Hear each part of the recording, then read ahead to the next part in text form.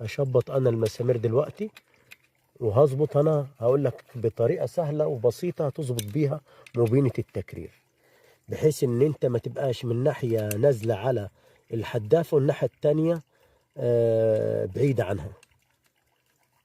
يعني احنا عايزين نخلي المسافه واحد.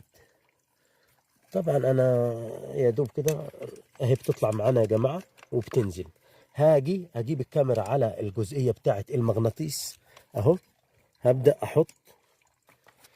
يكون معاك فرخ زي ده، فرخ بلاستيك اهو، تطبقه بتاع كراسه او بتاع كشكول، تطبقه كده وتروح حاطه تحت مبينة التكرير كده، تجيبها ناحيه المغناطيس اهو كده يا جماعه.